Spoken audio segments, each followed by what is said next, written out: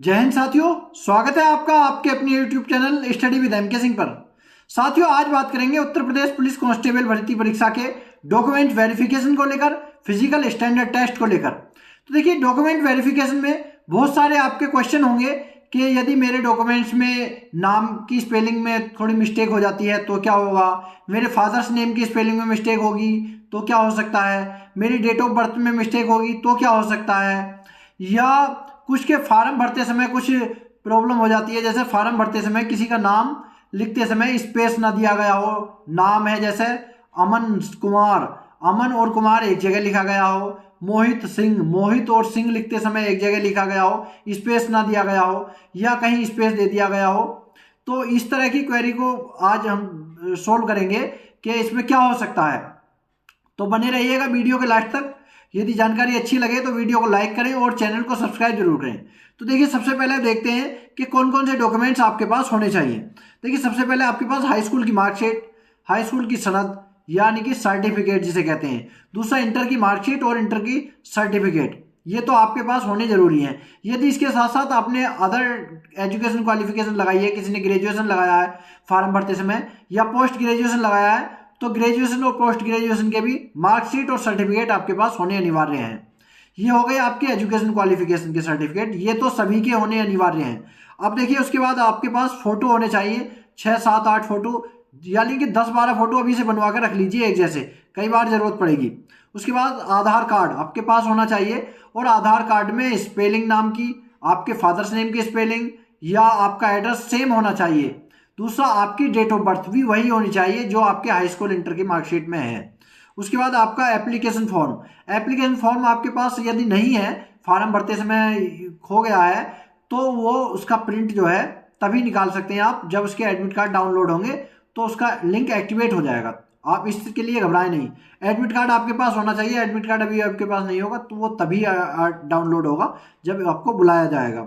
उसके बाद मूल निवास, मूल निवास भी सभी लोगों के पास होना चाहिए, यानी कि जहाँ के आप मूल निवासी हैं वहाँ का मूल निवास आपके पास होना अनिवार्य है। उसके बाद जाति प्रमाण पत्र, अब जाति प्रमाण पत्र किसके पास होना चाहिए, यदि आप अनुसूचित जाति से फार्म भरते हैं, अनुसूचित जनजाति से फार्म भरते हैं, अन्य पिछड़ा वर्ग से फार्म भरते हैं या ईडब्ल्यूएस कैटेगरी से फार्म भरते हैं तो इनके पास जाति प्रमाण पत्र होना चाहिए।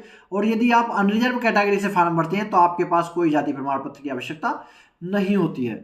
यदि आप किसी अदर स्टेट से हैं तो भी आपके पास जाति प्रमाण की आवश्यकता नहीं होगी, क्योंकि अगर अदर स्टेट्स के रहने वाले हैं तो आपको जो है अनरिजर्व में काउंट कर लिया जाएगा, भले ही आप किसी भी कैटेगरी के हों, आपको कोई रिजर्वेशन नहीं दिया जाएगा। इसके बाद ईडब्ल्यूएस सर्टिफिकेट हो गया। अब ये तो हो गए आपके डॉक्यूमेंट्स। अब देखिए, डॉक्यूमेंट्स में क्या क्या प्रॉब्लम हो जाती है, क्या क्या मिस्टेक होती है जिसकी वजह से आपको बाहर किया जा सकता है।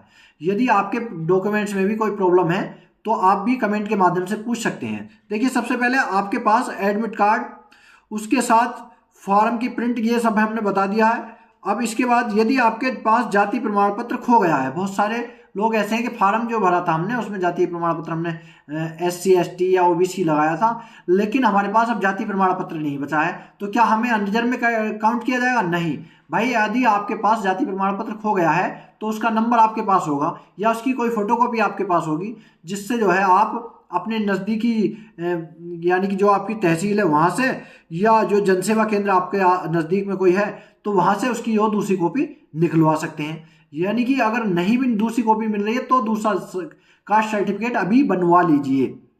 अब इसके बाद यदि जाति प्रमाण पत्र के साथ भी यही बात होती है और मूल निवास प्रमाण पत्र के पास साथ भी यही बात होती है। अब आती है बात किसी की जाति प्रमाण पत्र में, मूल निवास प्रमाण पत्र में या हाई स्कूल की मार्कशीट में या इंटर की मार्कशीट में नाम की स्पेलिंग में कोई मिस्टेक है, यानी कि उसमें किसी का नाम सिंह लिख दिया, उसमें कुमार लिख दिया या इसमें नहीं है, तो इस तरह के क्या हो सकता है? क्या उन्हें बाहर कर दिया जाएगा? नहीं भाई, बाहर करने के लिए आपको कोई नहीं है, आपको वो भर्ती करने के लिए बैठे हुए हैं, लेकिन आपको जो है समय रहते उसमें संशोधन करवा लेंगे तो अच्छा रहेगा। अभी आपके पास समय है, अभी से उसमें संशोधन करवा लीजिए यदि आपके किसी डॉक्यूमेंट में कोई मिस्टेक है तो। अब दूसरी बात आती है, क्या आपके पेरेंट्स के भी डॉक्यूमेंट्स चेक होंगे? क्योंकि कभी कभी ऐसा होता है किसी कैंडिडेट के मार्कशीट में या आधार कार्ड में उसका नाम और उसके पेरेंट्स के नाम कुछ और लिखा हुआ होता है और उसमें उनके पेरेंट्स के सर्टिफिकेट में उनका नाम जो है कुछ और हो जाता है।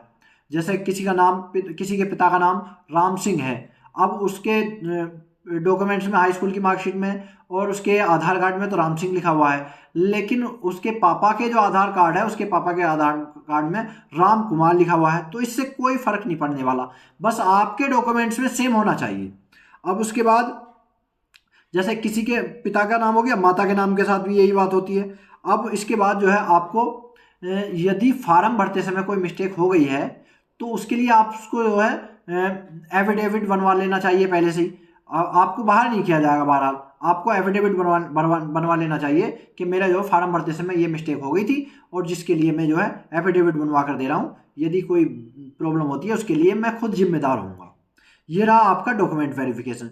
ठीक है, अब डॉक्यूमेंट वेरिफिकेशन के बाद आपका होगा फिजिकल स्टैंडर्ड टेस्ट। इस फिजिकल स्टैंडर्ड टेस्ट में आपकी जो है नापतोल होगी शरीर की, यानी कि आपकी हाइट नापी जाएगी, आपके चेस्ट की नापतोल होगी और लड़कियों के लिए जो है वेट भी तोला जाएगा। ये हो गया आपका फिजिकल स्टैंडर्ड टेस्ट।